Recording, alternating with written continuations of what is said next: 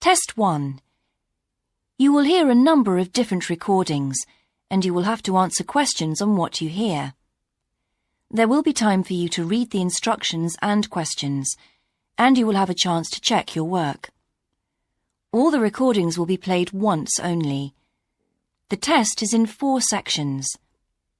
At the end of the test, you will be given 10 minutes to transfer your answers to an answer sheet. Now turn to Section 1. Section 1. You will hear a conversation between 2 friends called George and Nina about a summer music festival. First, you have some time to look at questions 1 and 2.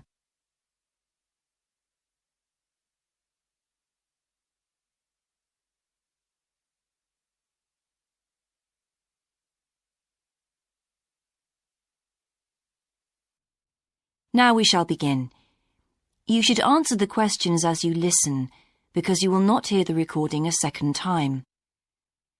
Listen carefully and answer questions 1 and 2. Hi, George. Glad you're back. Loads of people have phoned you. Really? I felt just like your secretary. Sorry. I went into the library this afternoon to have a look at a newspaper and I came across something really interesting. What? A book? No, a brochure from a summer festival, mainly Spanish music. Look, I've got it here. Spanish music? I really love the guitar. Let's have a look. So what's this group, Guittarini? They're really good.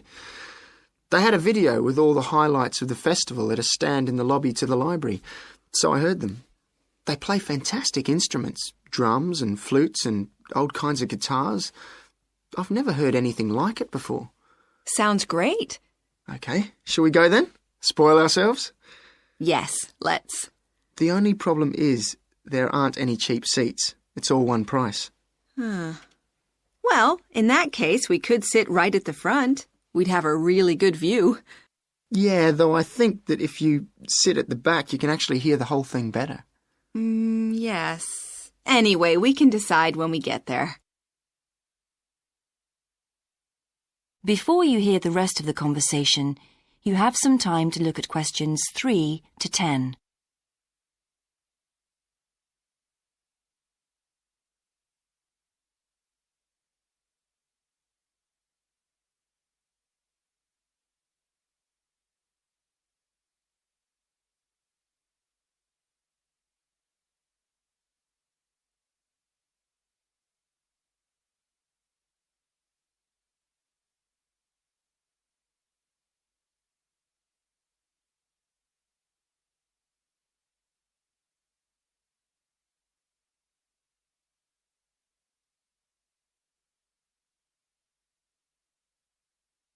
Now listen and answer questions 3 to 10. So will you fill in the form, or shall I? I'll do it. Name, George O'Neill. Address, 48 North Avenue, Westsea. Do you remember our new postcode? Still can't remember it. Just a minute. I've got it written down here. WS6 2YH. Do you need the phone too? Please. I'm really bad at numbers. 01674 553 242. So let's book 2 tickets for Guittarini. OK. If you're sure $7.50 each is all right. How do you feel about the singer? I haven't quite decided. But I've noticed something on the booking form that might just persuade me. What's that then? Free refreshments. Really? Yes, look here. Sunday, 17th of June. Singer. Ticket, £6, includes drinks in the garden. Sounds like a bargain to me. Yes. Let's book 2 tickets for that. So, what else? I'm feeling quite keen now. How about the pianist on the 22nd of June? Anna Ventura? I've just remembered that's my evening class night. That's okay. I'll just have to go on my own. But we can go to the Spanish dance and guitar concert together, can't we? Yes, I'm sure Tom and Kieran would enjoy that too. Good heavens, £10.50 a ticket.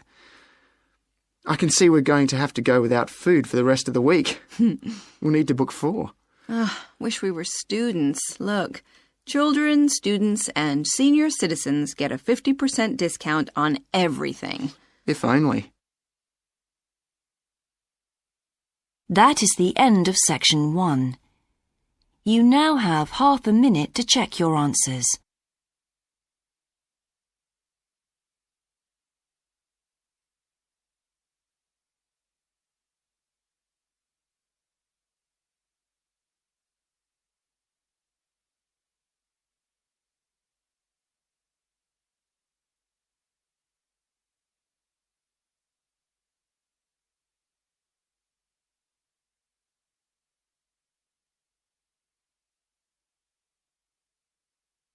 Now turn to section 2.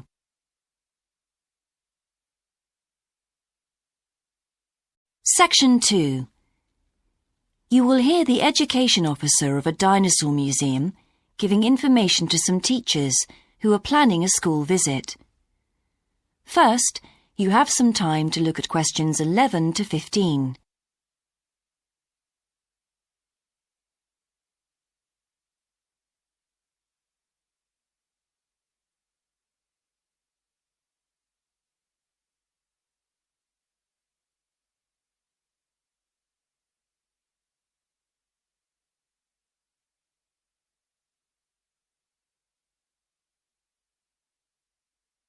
Now listen carefully and answer questions 11 to 15. Hello, and thank you for asking me to your teachers' meeting to talk about the Dinosaur Museum and to tell you a bit about what you can do with your students there. Well, let me give you some of the basic information first. In regard to opening hours, we're open every day of the week from 9 a.m. to 8 p.m. except on Mondays, when we close at 1:30 p.m. And in fact, the only day in the year when we're closed is on the 25th of December. You can book a guided tour for your school group any time that we're open. If you bring a school group to the museum, when you arrive, we ask you to remain with your group in the car park. One or more of the tour guides will welcome you there and brief you about what the tour will be about. We do this there because our entrance is quite small and we really haven't got much room for briefing groups in the exhibition area. As far as the amount of time you'll need goes, if you bring a school group, you should plan on allowing a minimum of 90 minutes for the visit. This allows 15 minutes to get on and off the coach, 45 minutes for the guided tour, and 30 minutes for after-tour activities. If you're going to have lunch at the museum, you will of course have to allow more time. There are 2 cafes in the museum with seating for 80 people. If you want to eat there, you'll need to reserve some seating, as they can get quite crowded at lunchtime. Then, outside the museum at the back, there are tables, and students can bring their own lunch and eat it there in the open air. Before you hear the rest of the talk, you have some time to look at questions 16 to 20.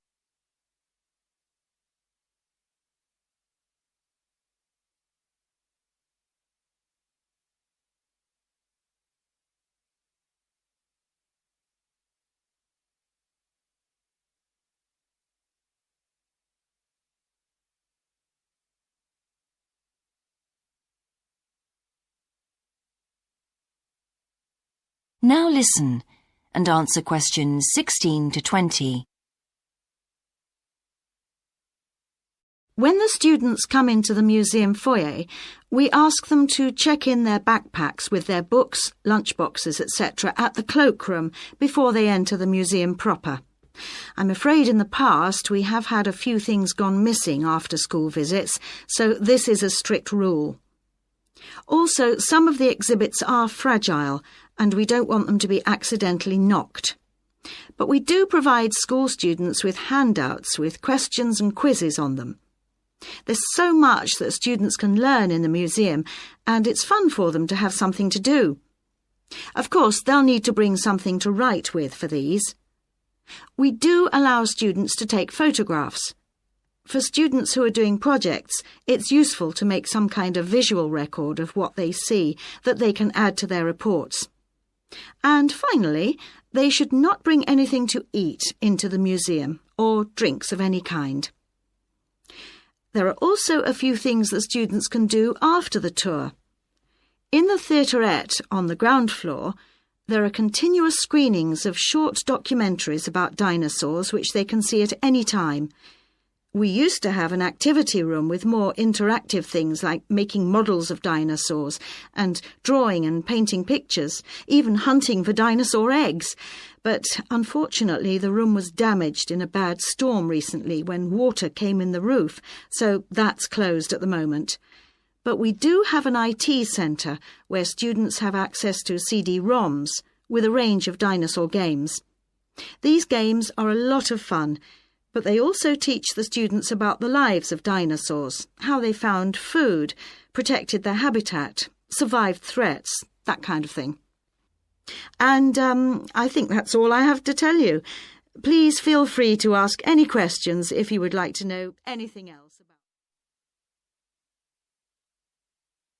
That is the end of section 2. You now have half a minute to check your answers.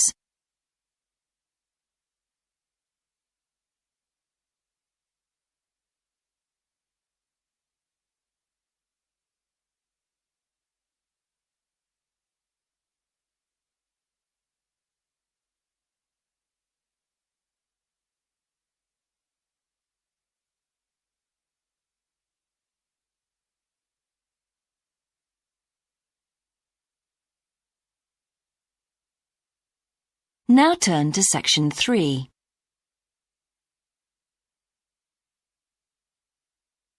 Section 3. You will hear a student called Sandra talking to her tutor about a draft proposal she has written for a competition.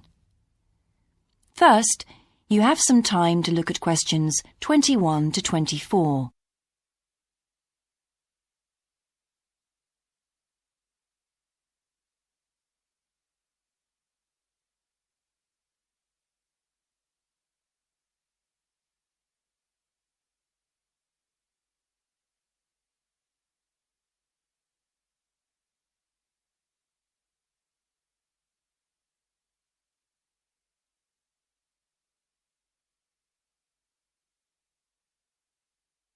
Now listen carefully and answer questions 21 to 24.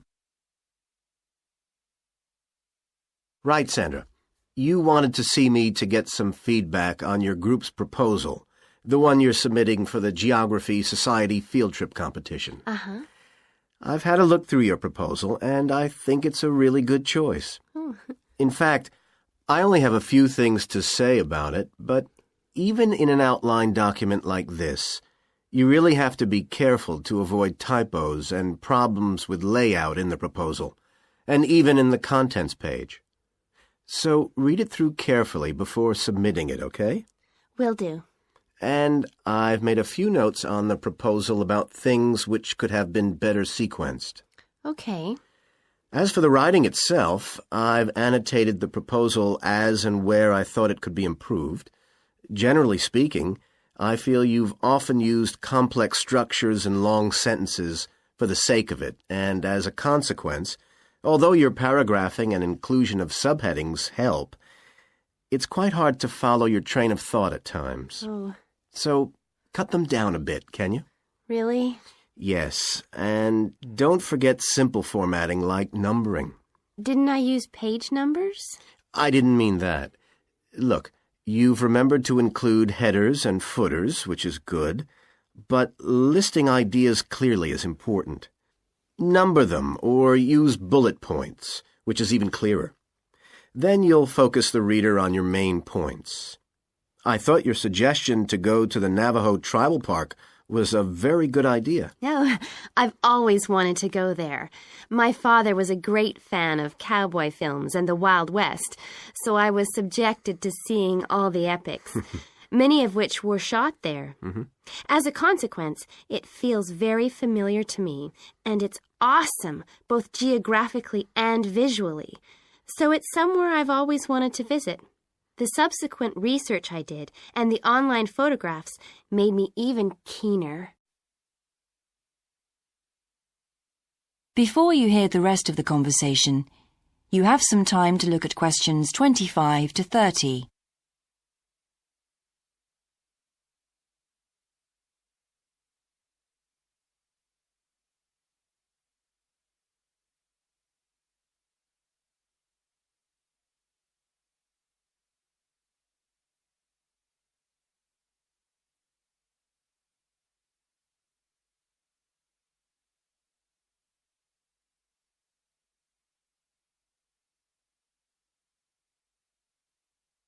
Now listen and answer questions 25 to 30.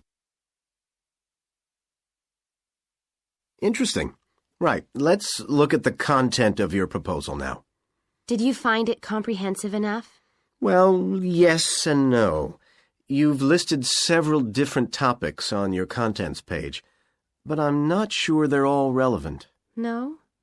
Well, I thought that from the perspective of a field trip, one thing I needed to focus on was the sandstone plateau and cliffs themselves.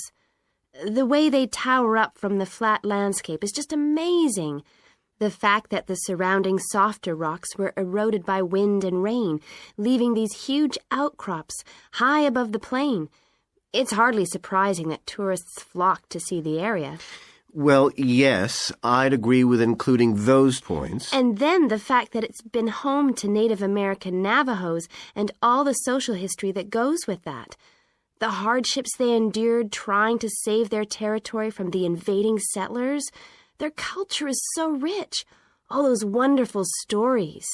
Well, I agree it's interesting, but it's not immediately relevant to your proposal, Sandra. So, at this stage, I suggest you focus on other considerations. I think an indication of what the students on the trip could actually do when they get there should be far more central, so that certainly needs to be included and to be expanded upon. And I'd like to see something about the local wildlife and vegetation, too. Not that I imagine there's much to see. Presumably the tourist invasion hasn't helped. Okay, I'll do some work on those two areas as well. But you're right, there's not much apart from some very shallow-rooted species. Although it's cold and snowy there in the winter, the earth is baked so hard in the summer sun that rainwater can't penetrate. So it's a case of flood or drought, really. So I understand. Now, before we look at everything in more detail, I've got a few factual questions for you. It would be a good idea to include the answers in your finished proposal, because they're missing from your draft. Fine. So you mentioned the monoliths and the spires, which was good. But what area does the tribal park cover? Do you know? 12,000 hectares, and the plain is at about 5,850 meters above sea level. Larger than I expected. Okay, where's the nearest accommodation? That's a practical detail that you haven't included. Have you done any research on that? Yes, there's nowhere to stay in the park itself, but there's an old trading post called Goulding quite near. All kinds of tours start from Goulding, too. What kind of tours? Well, the most popular are in four-wheel drive Jeeps, but I wouldn't recommend hiring those. I think the best way to appreciate the area would be to hire horses instead and trek around on those. Biking is not allowed, and it's impossible to drive around the area in private vehicles. The tracks are too rough. Okay. Lastly, what else is worth visiting there? There are several caves, but I haven't looked into any details. I'll find out about them. Okay, good. Now what I'd like to know is more about... That is the end of section 3. You now have half a minute to check your answers.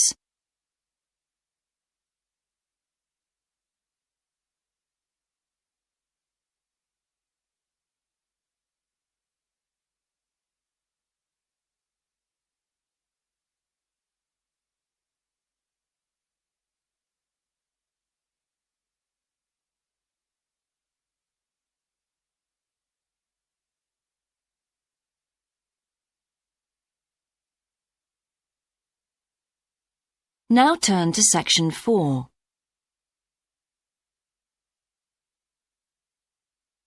Section 4. You will hear a lecturer's introduction to a geography module.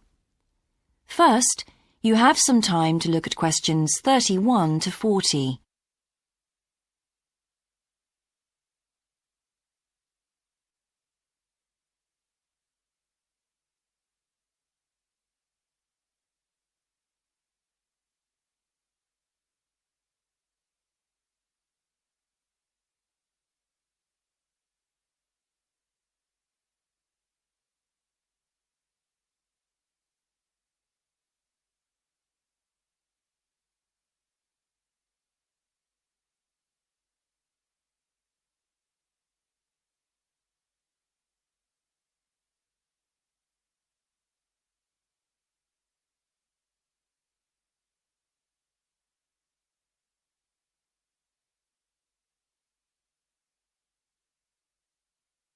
Now listen carefully and answer questions 31 to 40.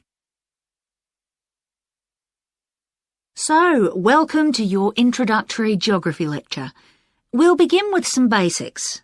Firstly, what do we learn by studying geography? Well, we learn a great deal about all the processes that have affected and that continue to affect the Earth's surface. But we learn far more than that, because studying geography also informs us about the different kinds of relationships that develop between a particular environment and the people that live there. Okay, we like to think of geography as having two main branches. There's the study of the nature of our planet, its physical features, what it actually looks like, and then there's the study of the ways in which we choose to live and of the impact of those on our planet. Our current use of carbon fuels is a good example of that. But there are more specific study areas to consider too, and we'll be looking at each of these in turn throughout the semester. These include biophysical geography, by which I mean the study of the natural environment and all its living things. Then there's topography. That looks at the shapes of the land and oceans. There's the study of political geography, and social geography too, of course, which is the study of communities of people. We have economic geography, in which we examine all kinds of resources and their use, agriculture, for example. Next comes historical geography, the understanding of how people and their environments and the ways they interact have changed over a period of time. And urban geography, an aspect I'm particularly interested in, which takes as its focus the location of cities, the services that those cities provide, and migration of people to and from such cities. And lastly, we have cartography. That's the art and science of map making. You'll be doing a lot of that. So, to summarise before we continue, we now have our key answer. Studying this subject is important because without geographical knowledge, we would know very little about our surroundings and we wouldn't be able to identify all the problems that relate to them. So, by definition, we wouldn't be in an informed position to work out how to solve any of them.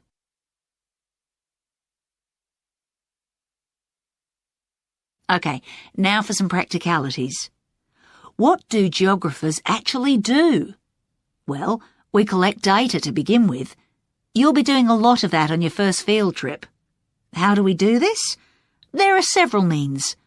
We might, for example, conduct a census, count a population in a given area perhaps. We also need images of the Earth's surface which we can produce by means of computer generation technology or with the help of satellite relays.